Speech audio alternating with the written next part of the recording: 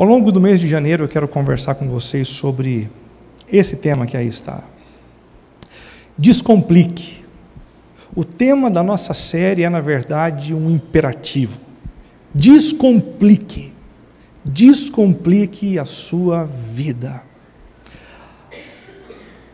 Algum tempo atrás, mais especificamente no final desse último ano, uma pessoa se aproximou de mim e disse: Renato, eu preciso conversar com você. E nós gastamos um tempo batendo um papo lá na sala de casa. Ele disse assim: Renato, por que é que as coisas precisam ser tão difíceis? Por que é que a vida precisa ser algo tão complicado?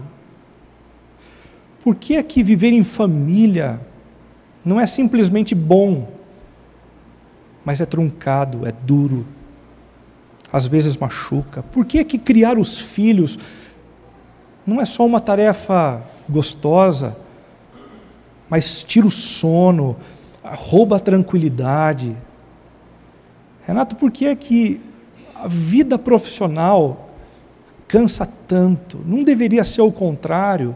Não deveria ser algo prazeroso, que traz contentamento, sentido, realização? Porque às vezes a gente se sente tão exausto, tão cansado. E diferente das muitas vezes em que eu conversei com pessoas que vinham trazendo dilemas como esse, eu resolvi não responder absolutamente nada. E eu me apropriei dessa pergunta e fiz dessa pergunta a minha própria. E eu passei então alguns dias perguntando para o meu próprio coração e para Deus durante as minhas orações: por que a vida é tão complicada assim? Por que as coisas ao nosso redor não poderiam ser mais simples, mais tranquilas, mais prazerosas? E foi exatamente no meio dessa investigação, dessa reflexão, que eu me deparei com um texto bíblico muito interessante. O texto de Eclesiastes, capítulo 7, verso 29, que registra as palavras de um dos homens mais sábios que já passou pela face da terra. O nome dele, Salomão. Certa vez ele disse assim: Deus fez todos íntegros e honestos. Uma outra tradução diz: Deus fez todos retos. E ele continua dizendo: nós é que estragamos tudo. Às vezes, em meio às nossas confusões, em meio aos nossos problemas diversos, a gente tem a sensação de que é Deus quem anda complicando o nosso caminho, que são as pessoas ao nosso redor, única e exclusivamente, que são responsáveis pelo furor da nossa alma. Mas esse texto nos faz pensar em algo muito interessante. Nós é que estragamos tudo. E se muitas vezes a nossa vida não é simples, é porque nós a complicamos. Se muitas vezes a nossa vida dentro de casa não vai bem, não é porque Deus não deseja uma família em paz e em harmonia. É porque algumas das nossas atitudes, algumas das nossas posturas têm deposto contra isso. O nosso trabalho acaba padecendo também porque algumas das nossas ambições nos levam a trabalhar mais tempo do que a gente deveria. A gente vai almejando o que a gente não deveria almejar, a gente vai se encantando com aquilo que não deveríamos nos encantar. Então, quando a gente vê, a vida está uma espécie de novelo de lã, e a gente não sabe mais como sair desse imbróglio todo. Nessa direção, o reverendo Martin Luther King afirmou certa vez que para ter inimigos não é preciso declarar guerra, basta dizer o que a gente pensa. Às vezes, através de algumas atitudes simples, a gente complica a vida da gente de um jeito, e é isso que Martin Luther King está tentando nos dizer aqui. A gente não precisa declarar guerra para começar uma confusão dentro de casa, no ambiente profissional. Basta que a gente diga o que a gente pensa. Não tome conta daquilo que você sente, não tome conta daquilo que você diz. E com o passar do tempo, você começa a complicar tudo ao seu redor. Já teve essa sensação? Talvez alguns de nós aqui estejamos começando o ano com essa sensação.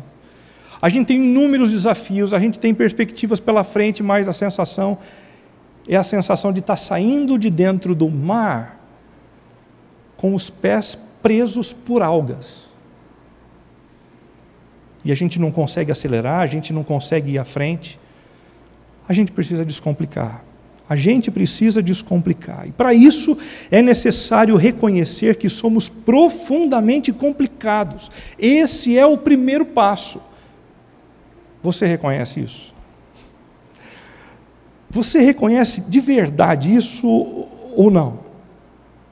Porque a nossa primeira reação quando a gente enfrenta um problema é encontrar o outro complicado, que normalmente é a esposa, o marido, o sócio, o vizinho, aqueles que estão ao nosso redor, mas fazer essa viagem para dentro do nosso coração, para dentro do nosso interior e perceber o quanto nós somos responsáveis pelo imbróglio que nós estamos gerando na vida é difícil. Você é uma pessoa complicada. Você sabe determinar exatamente como é que você complica as coisas dentro de casa? Se eu te desse uma folha de papel agora, você conseguiria escrever 2 ou 3 maneiras através das quais você complica a sua vida?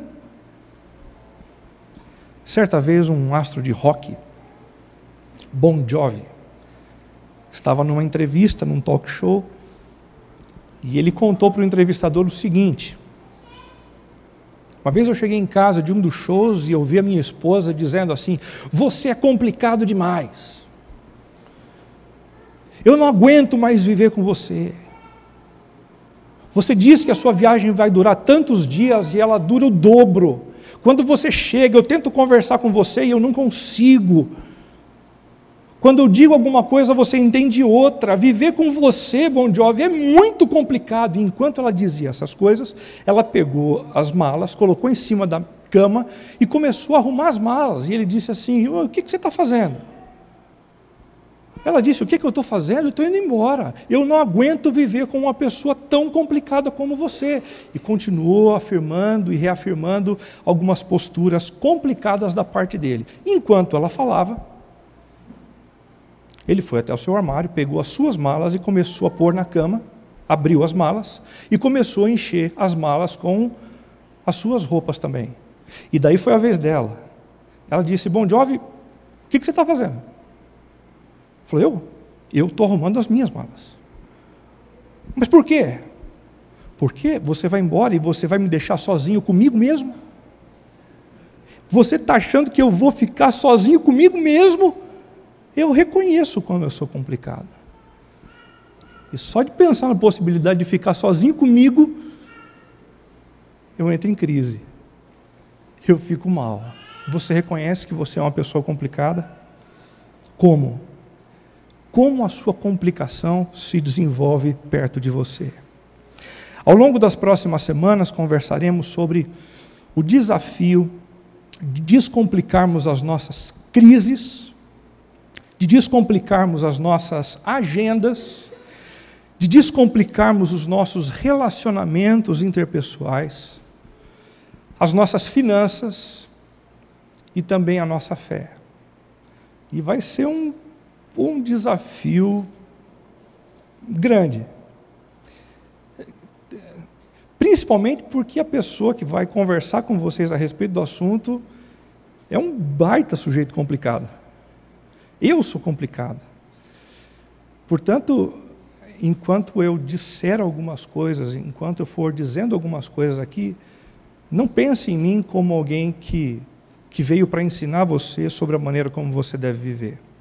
Pense em mim como um companheiro de classe. Como alguém que, como você, está tentando aprender. Para ter um ano mais leve. Para ter um ano mais focado. E deixar de sofrer tanto com a vida no meio desse novelo de lã. Hoje, a nossa conversa, como eu disse há pouco, é sobre o desafio de descomplicarmos as nossas crises. Porque crise todo mundo tem.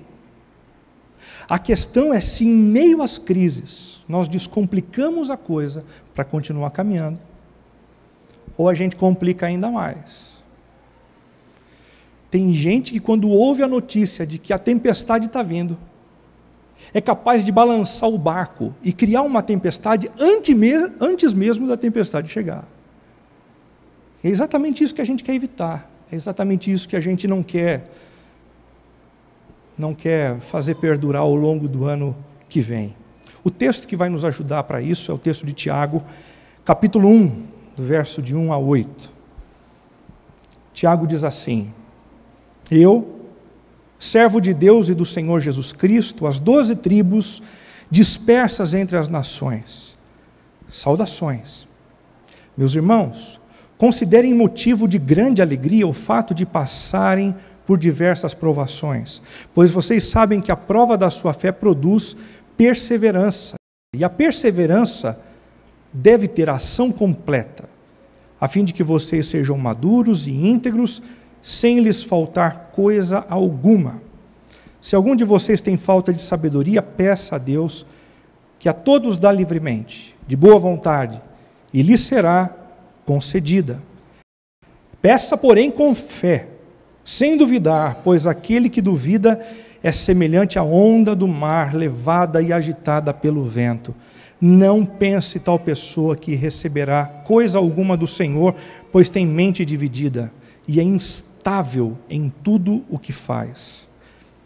O irmão de condição humilde deve orgulhar-se quando estiver em elevada posição, e o rico deve orgulhar-se caso passe a viver em humilde, porque o rico passará como a flor do campo. Pois o sol se levanta, traz o calor e seca a planta, cai então a sua flor e a sua beleza é destruída. Da mesma forma o rico murchará em meio aos seus afazeres.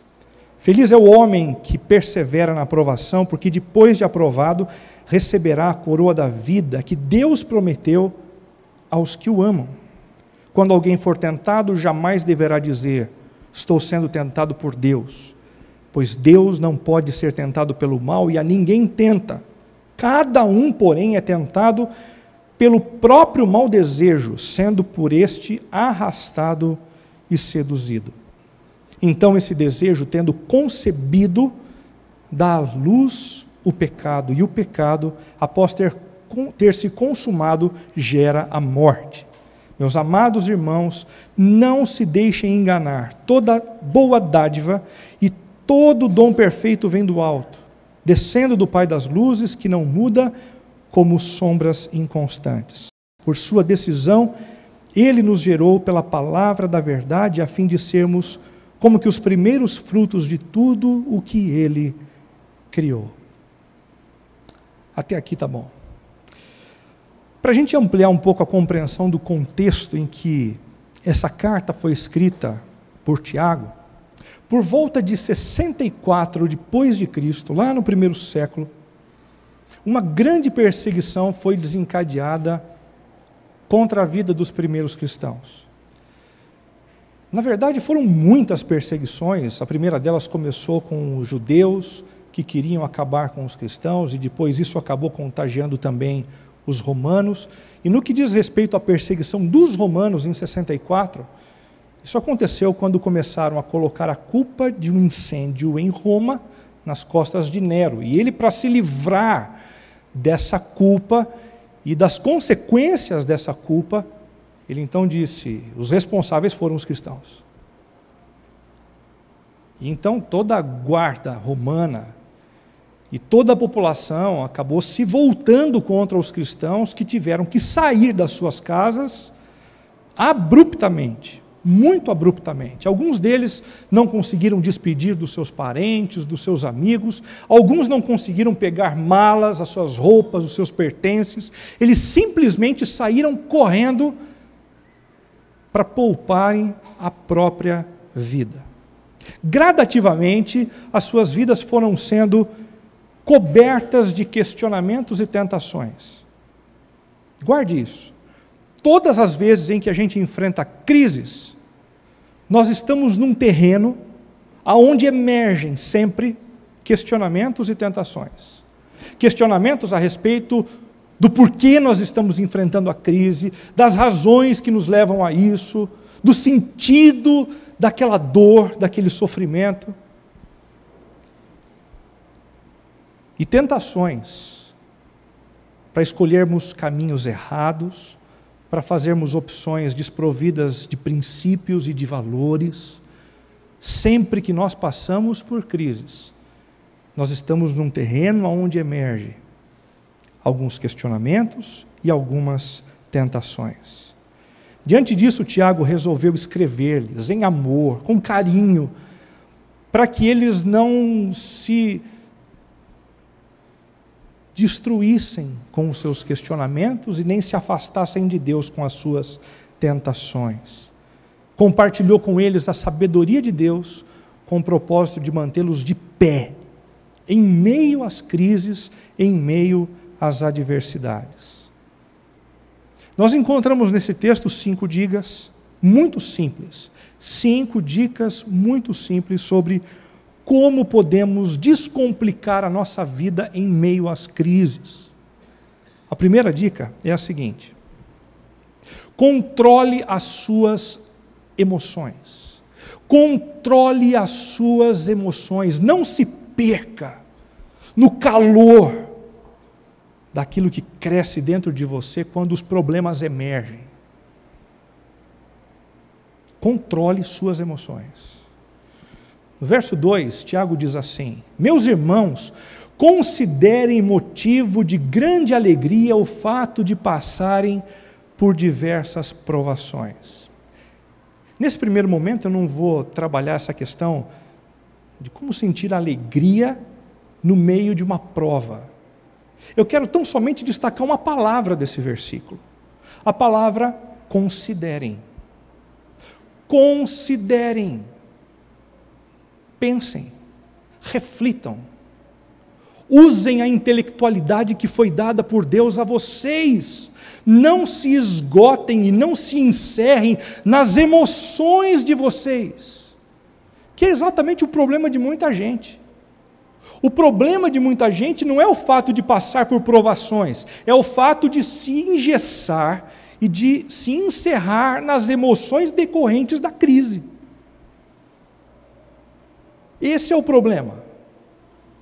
Tiago está dizendo para eles: olha, crise todo mundo tem. Pensem. Usem a cabeça. Não se desesperem. Não sejam tomados por suas emoções. A palavra considerem é uma palavra muito interessante. Ela vem do grego egomai, que diz respeito a um processo mental que passa por governar ou comandar com uma autoridade oficial. Quando Tiago diz assim, considerem, ele está dizendo que a cabeça de vocês funcione no meio da crise, que vocês consigam se dominar, se controlar. Se nós não podemos controlar as circunstâncias e as crises, nós podemos nos controlar, controlar a maneira como nós vamos reagir às nossas emoções, reagir aos nossos sentimentos. Isso nós podemos fazer. Isso nós devemos fazer. Deixa eu dar alguns exemplos para vocês. Pessoas que em meio às crises se deixam controlar pela tristeza, por exemplo, podem complicar suas vidas optando por não falar sobre o assunto. Enfrentam uma crise, é tomado pelo sentimento de tristeza, e ao invés de falar com pessoas certas a respeito do assunto e processar esse sentimento, se fecham, se enclausuram e não dão vazão àquilo que começou a crescer dentro de si. Isso é um problema. Se você é uma dessas pessoas que vive represando os teus sentimentos, e você não consegue conversar com as pessoas sobre as suas dores, sobre os seus dilemas, saiba, mais cedo ou mais tarde, isso será cobrado de você. Isso será cobrado da sua saúde emocional, isso será cobrado de você no seu tempo de vida. Procure alguém para conversar. Alguém que tenha maturidade suficiente para te ouvir, a fim de que você não complique ainda mais a situação na qual você se encontra. Em segundo lugar, pessoas que em meio às crises se deixam controlar pela tristeza podem complicar suas vidas cultivando pensamentos adoecedores. Adoecedores. Tristeza faz isso com a gente. Quando a gente menos imagina, a gente está nutrindo a mente da gente com alguns vitimismos, com algumas impossibilidades, com algumas coisas que não são justas, que não são nobres, que não são verdadeiras. E se a gente não estanca esse problema, a gente sofre. Mais do que o que a gente deveria sofrer. E a gente trava o nosso processo mental de conseguir refletir sobre a crise e encontrar caminhos para sair dela. Um outro exemplo? Pessoas que em meio às crises se deixam controlar pela raiva podem complicar suas vidas buscando responsáveis para culpar. Tem gente que no meio da crise é dominado pela raiva. E uma dessas evidências é quando o sujeito começa a olhar para todo mundo dizendo assim: quem é o culpado? Acho que foi você. Essa pessoa deveria ter feito isso por mim. Ela deveria ter estado ao meu lado. Foi ele, foi ela, foi minha esposa, foi meu filho, foi Deus. Essa história de procurar o culpado pela situação na qual você se encontra não te ajuda. Só complica a sua vida. Só te deixa preso num emaranhado que às vezes não tem nem resposta. Livre-se disso. E trate das suas crises reais, procurando encontrar caminhos, alternativas que sejam viáveis. Pessoas que em meio às crises se deixam controlar pela raiva podem complicar suas vidas criando inimizades desnecessárias.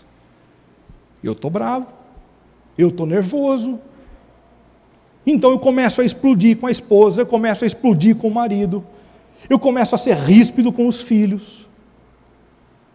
E quer saber, eu tenho todo o direito, porque olha o que eu estou passando. Isso é um verdadeiro engano, porque todas as vezes que a gente dá vazão a esse tipo de postura, muito embora isso traga alívio para a gente acaba comprometendo todo o ambiente onde a gente está. E comprometendo o ambiente, isso se volta mais cedo ou mais tarde contra a gente mesmo.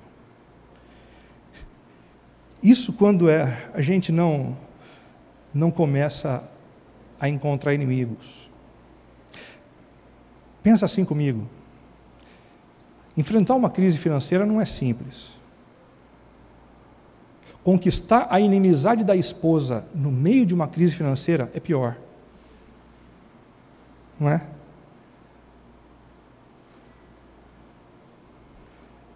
Ter problema com os filhos é difícil. Educá-los não é uma responsabilidade fácil, não. Mas brigar com o marido porque ele nem sempre está presente não vai resolver o problema. Cuidado com a maneira como você se comporta no meio das crises. Cuidado com a gritaria. Cuidado com as decisões que você toma no meio do furor das suas crises. Crise, por sinal, não é momento da gente tomar decisões severas demais. Estou passando por uma crise conjugal, quer saber? Vou divorciar. Não. Espera a raiva passar. Talvez você precise esperar aí 1 mês, 2 meses, 3 meses. Ah, Renato, mas se eu esperar 3 meses, a vontade de separar vai embora. Talvez seja isso. Não se deixe mover, não se deixe conduzir a partir das suas emoções. Em terceiro lugar, pessoas que em meio às crises se deixam controlar pelo medo, podem complicar suas vidas abrindo mão de princípios e valores. Gente que está com medo com relação ao futuro. Está ficando ansioso. Será que vai ter venda para mim no ano que vem? Será que o dinheiro que eu juntei ao longo dos últimos anos vai me sustentar no meio desse desemprego? A ansiedade começa a bater.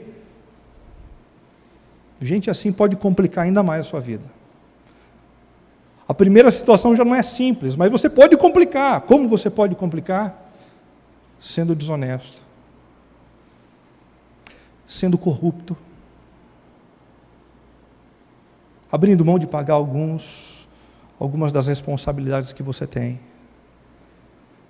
puxando o tapete de outras pessoas.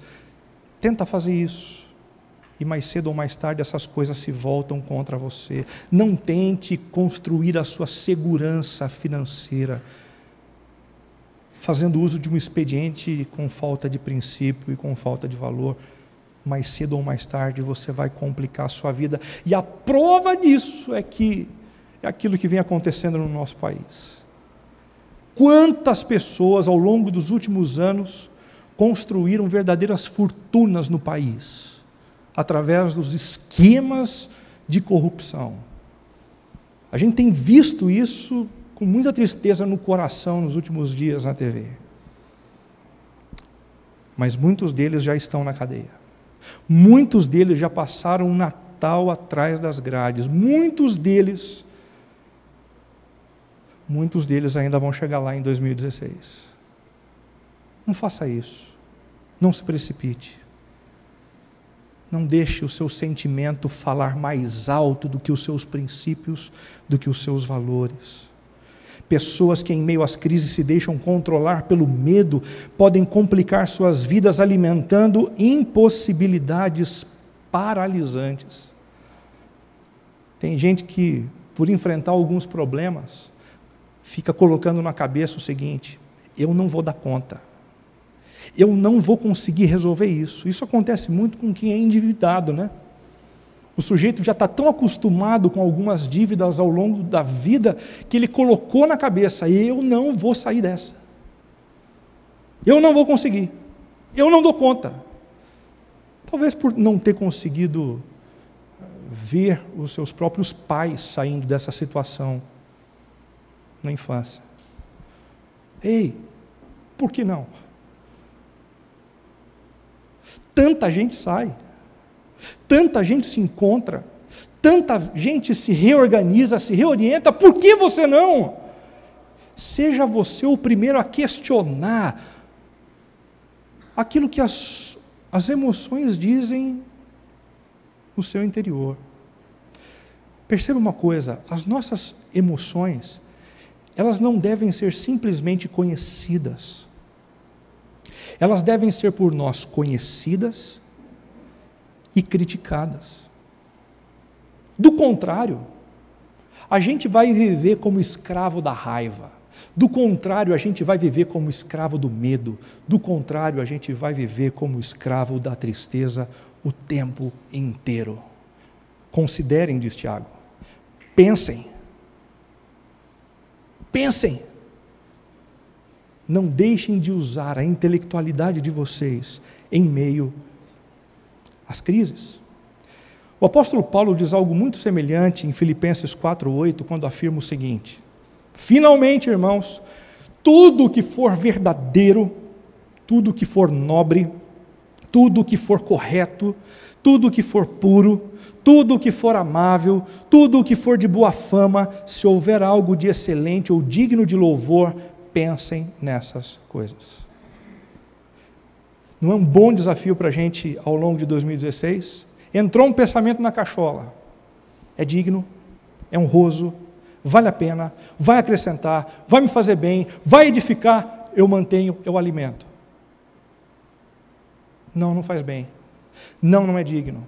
Não provém do Senhor. E então eu descarto. Quem deve tomar conta disso? Nós. Nós somos os responsáveis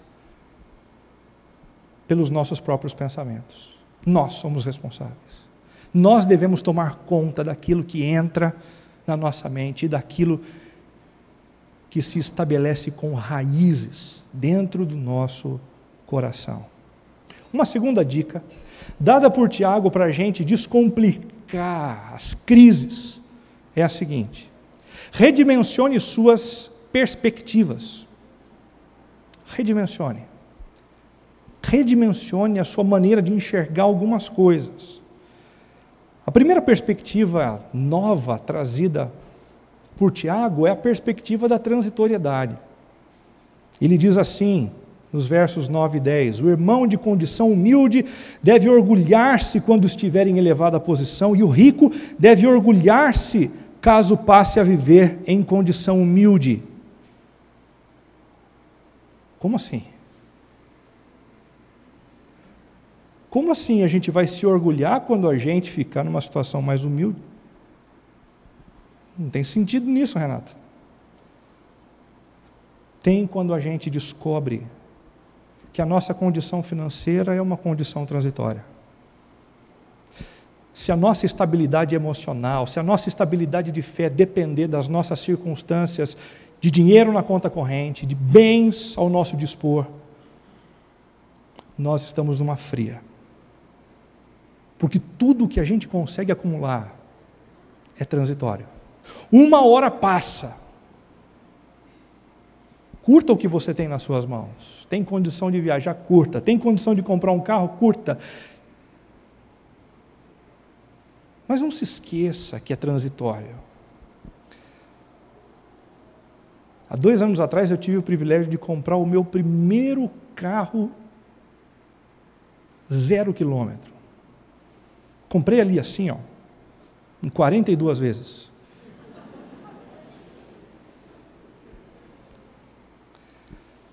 Na primeira semana, depois de ter falado para a Cibele, cuidado, hein, cuidado, cuidado. Quem é que raspa o bico do carro? Eu. Fiquei doido, desesperado. Meu carro, primeiro que eu pego, por que eu fiz isso? Como eu sou xarope. Quando a ficha caiu, algo como se o próprio Deus estivesse dizendo, viu? Só para você lembrar que é transitório. Tua alegria está nisso. Teu equilíbrio está nisso. Bobagem. Tome cuidado. Os bens que nós possuímos são transitórios. As circunstâncias que estão ao nosso redor passam. A segunda perspectiva apresentada por Tiago é a perspectiva do propósito. Ele diz assim, pois vocês sabem que a prova da sua fé produz perseverança. E é exatamente por isso que no versículo 2 ele diz, quando passarem por provações, estejam alegres. Porque nós como cristãos que acreditamos num Deus que está no controle de todas as coisas, sabemos que todas as coisas concorrem para o bem daqueles que amam a Deus. Portanto, se eu estou enfrentando uma prova, essa prova vai produzir em mim algo que o próprio Deus deseja, e isso é bom. Isso não significa que nós devemos bater o carro por aí, sair dizendo, ai que bom, que gostoso eu bati o carro, chutar o pé da cama e dizer que delícia chutar o bico da cama com o meu dedinho. Não! Mas entender que por trás das situações difíceis, por trás das crises, há um Deus repleto de propósito, que tem um plano, e que esses planos não podem ser frustrados. A terceira perspectiva é a perspectiva da eternidade. Feliz é o homem que persevera na aprovação, porque depois de aprovado receberá a coroa da vida que Deus prometeu aos que o amam. Isso aqui mexeu muito comigo enquanto eu estudava. Às vezes, quando a gente está passando por uma crise, a gente meio que coloca Deus em xeque, dizendo assim, eu quero ver se o Senhor é Deus de verdade, hein? Se o Senhor é Deus de verdade, resolve esse meu problema. Já fez isso? Ou só eu fiz esse negócio? Como se em meio às nossas crises, quem estivesse em xeque fosse o próprio Deus. Mas na verdade, quem se encontra em xeque somos nós. A grande questão não é como Deus vai se comportar, mas como eu vou me comportar diante da crise. E se eu me comportar diante da crise como um verdadeiro cristão, consciente do fato de que Deus me ama e quer sempre o meu bem, preservando a minha fé, me contendo em meio ao desejo de tornar amarga a vida das outras pessoas ao meu redor, eu vou estar caminhando na direção desta coroa que foi preparada para aqueles que forem aprovados. O nosso Deus prova, com o intuito de nos ver aprovados. Assim como um treinador exige um pouco mais do seu atleta para que ele vá adiante. O desejo de Deus não é nos lesar, não é nos prostrar, mas é criar em nós musculatura suficiente para nós enfrentarmos os outros problemas que Ele sabe, mais cedo ou mais tarde, virão sobre nós. A maneira como nós nos comportamos na história, em meio às provas, tem tudo a ver com o prêmio que nós vamos receber ou não da parte do Senhor, por conta da aprovação que Ele espera que tenhamos. Terceira dica: como descomplicar as nossas crises? Tiago diz: identifique as suas necessidades. Se algum de vocês tem falta de sabedoria, peça a Deus, que a todos dá livremente, de boa vontade, e lhe será concedida. Se tem algo que acontece com a gente quando a gente passa por uma crise, é a dificuldade da gente perceber de fato que a gente precisa. E aí, sem saber o que a gente precisa, a gente acaba criando tanta complicação para a vida da gente, na tentativa de solucionar o problema. E a coisa não é simples, não. Quando não conhecemos as nossas reais necessidades, desenvolvemos vícios. Não, o que eu preciso na verdade é um copo de uísque. Porque o copo de uísque vai me dar um grau, e eu vou entrar na vibe correta. Então a vida vai ficar direita. Vai nada. A hora que passar o efeito da vibe, voltou para a crise. Não, eu estou com um problema, essa coisa da falta de dinheiro, eu preciso de um sapato novo. É o mesmo princípio do uso das drogas.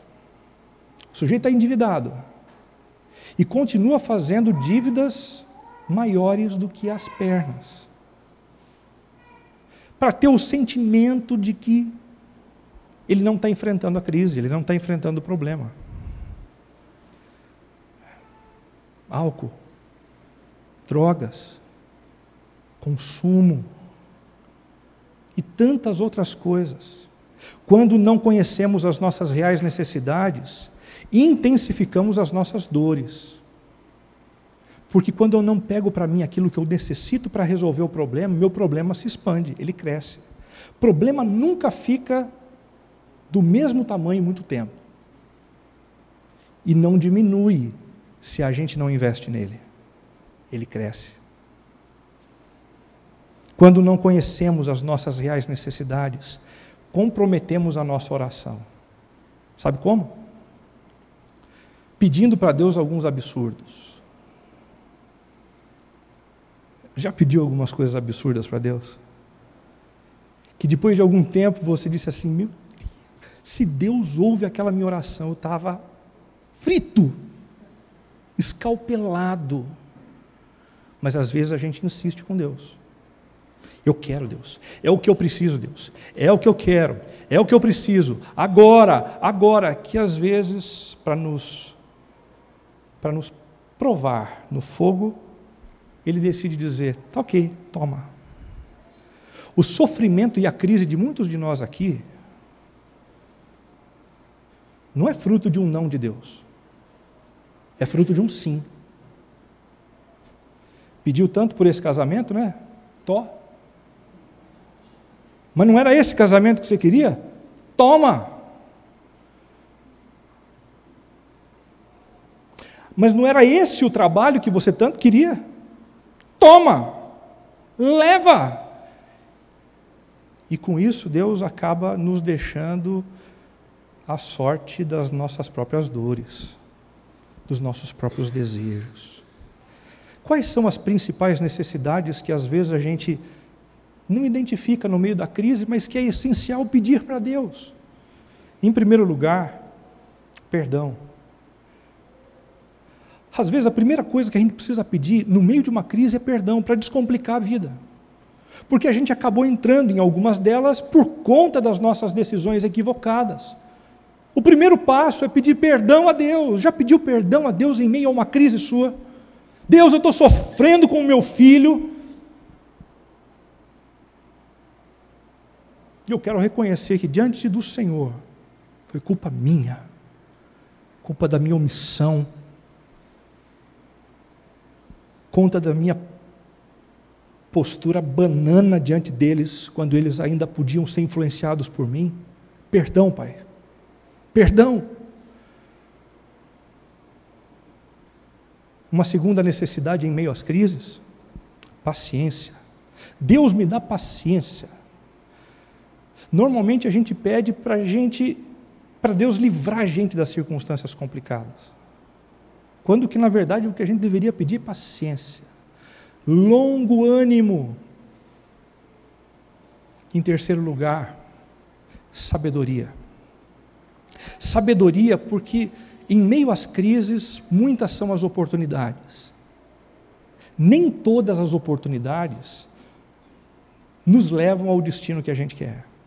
Muitas delas são traiçoeiras e nos levam para o abismo. Deus me dá sabedoria, coragem. Deus, essa história de permanecer de pé no meio da crise, eu não estou conseguindo. Você está percebendo, Deus? A minha vontade é de sentar na sarjeta e esperar a banda passar. Estou exausto. Senhor, me dá coragem. Coragem para ficar de pé e olhar nos olhos de quem eu preciso olhar. Coragem para enfrentar as mentiras que eu contei, dizendo fui eu. Perdão. Encarar as besteiras que eu fiz, e que agora não tem mais ninguém para consertá-las, como meu pai fez ao longo de toda uma vida. Perseverança. Está no meio de uma crise conjugal.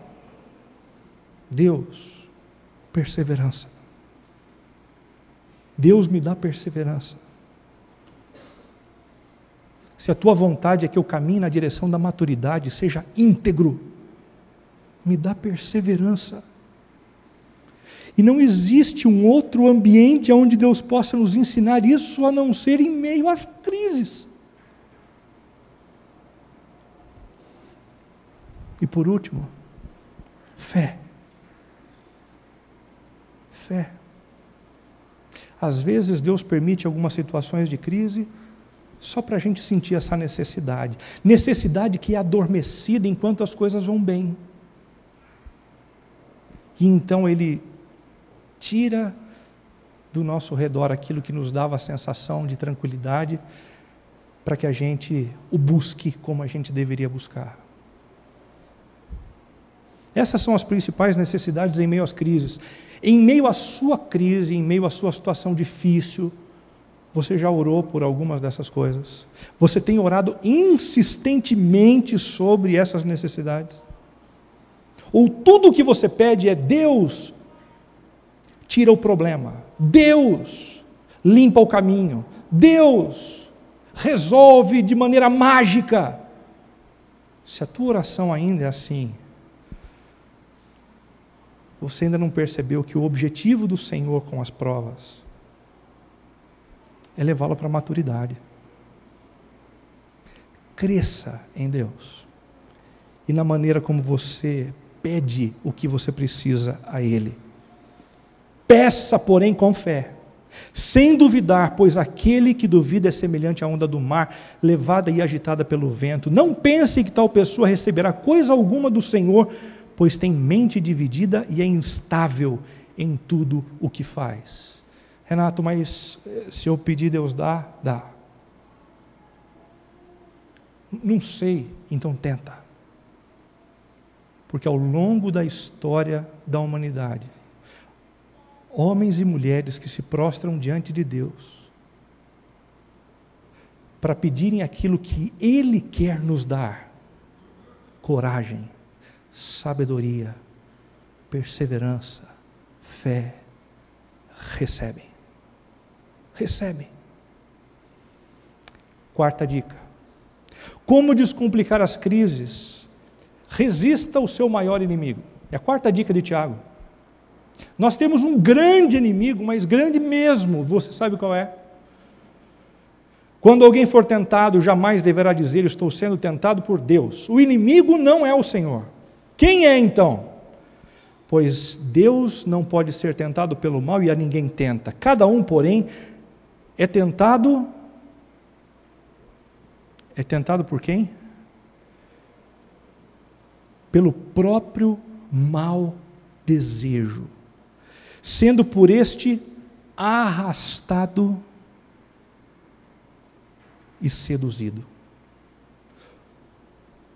O nosso maior inimigo somos nós mesmos. Se tem alguém que tem poder para complicar as nossas crises, esse alguém somos nós. Somos nós. E como nós fazemos isso? Então esse desejo, tendo concebido, dá luz ao pecado, e o pecado, após ter se consumado, gera morte. Desejo do meu coração, que eu não trato da maneira como deveria tratar, dá luz ao pecado, aquilo que desagrada o coração de Deus, e que consequentemente gera dentro de mim morte. Tem gente vivendo esse ciclo há muito tempo. Desejo, pecado e morte. Desejo, pecado e morte. E isso não é novidade para nenhum de nós aqui. Quantas vezes já conversei com algumas pessoas que disseram assim: Renato, a sensação é que eu estou sujo. A sensação é de que eu não devo olhar para os olhos daqueles que estão ao meu redor. A sensação é que, apesar de vivo, eu estou morto. Nós somos os nossos maiores inimigos. Portanto, trate os seus desejos. Fale dos seus desejos mais complicados para algumas pessoas maduras ao seu redor. É isso mesmo. E talvez essa pessoa ao seu redor te ajude a impedir que o desejo seja consumado num pecado concreto, para evitar que você prove ao longo da sua vida mais e mais morte. Última dica dada por Tiago: confie em Deus. Meus amados irmãos, não se deixem enganar. Toda boa dádiva e todo dom perfeito vem do alto, descendo do Pai das luzes, que não muda como sombras inconstantes. Confie no Deus que não muda. Está difícil, está complicado, as emoções estão te confundindo.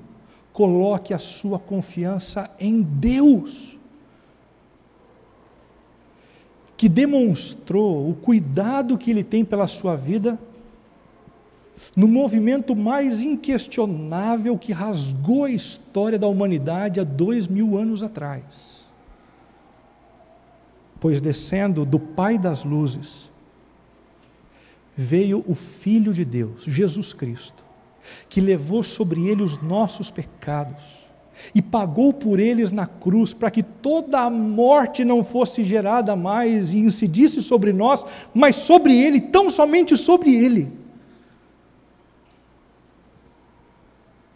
Confie no Deus que morreu na cruz por você, pois se Ele fez isso por você, não há mais nada que o impeça de se mover na sua direção a fim de suprir as suas necessidades. Concluindo, gente, alguns anos atrás o regente de coral, Garrett Maloney, foi até algumas pessoas que tinham sérios problemas respiratórios, e os desafiou a cantarem. Gente em crise, com problemas crônicos, sendo desafiados a cantarem. Como assim? Será que você não está percebendo o problema no qual eu me encontro? A gravidade do que eu estou passando? E ele diz assim: que tal formar um coral comigo? E quando aqueles homens e mulheres decidiram dizer sim, o resultado que eles produziram, mesmo em meio às suas debilidades e crises, foi algo absolutamente surpreendente. Preste atenção. I loved singing, I loved belting on stage. I used to put on shows for everyone.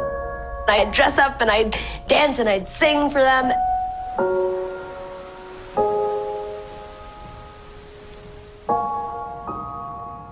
I went into full-on lung failure. I was in a coma for around 3.5 weeks. And after that, I had to be on oxygen. And so that's when it changed. On 9/11, I was a first responder. I got there soon after the first 2 towers came down. They say I've lost about 1/3 of my lung function. I haven't sung since 2001.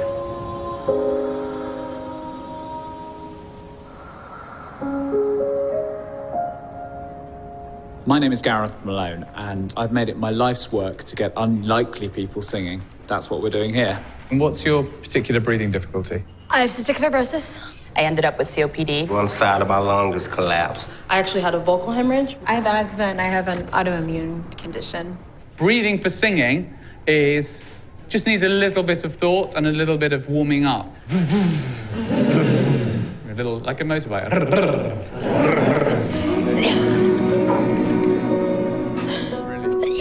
You okay, Claire? Twinkle, twinkle, little star. How I wonder what you are. Okay, you're just speaking. That is talking. Yeah, now what you're doing is actually making life harder for yourself, because you're going da da da da da, wasting loads of breath. Oh. Every game you play, every night you say. This is the bit where you're going to be going at the end of it. Every move you Yeah, that's so much nicer. And just at the very end, I take a little breath before the you. I think people are going to forgive you. This morning, I was singing in the shower. Not stuff from this performance, but just singing. It just came to me, you know? It's in June! Yes! You probably want to know where we are performing this. It's known as the birthplace of dreams. It's the Apollo Theatre.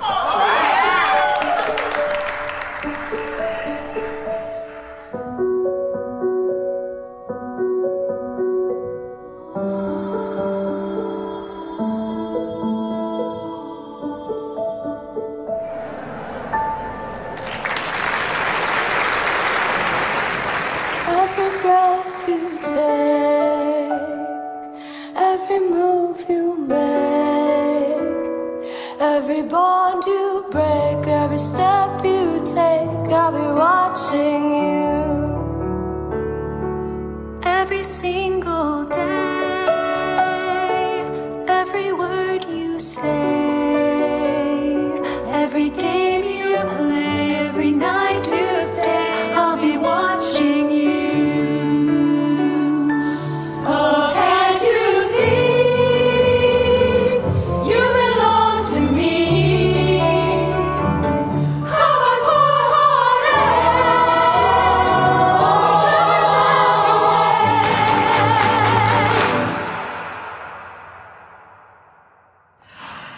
every breath you take, every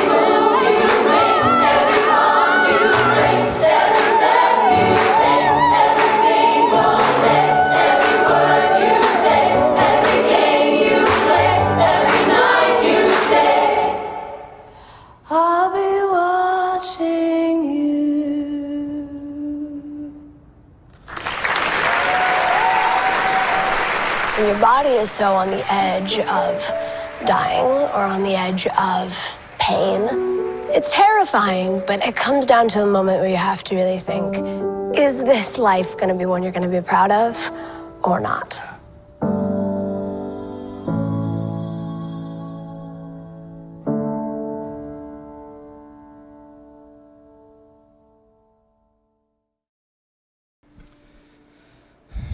Vamos orar?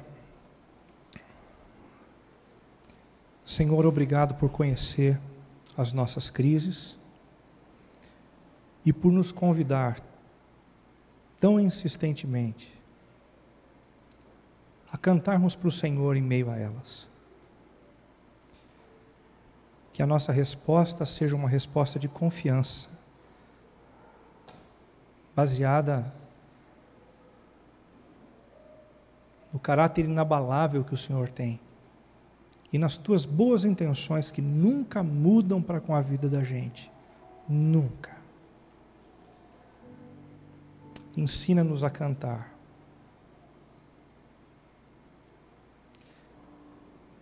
Mesmo quando for difícil. Em nome de Jesus. Em nome de Jesus. Amém, Senhor.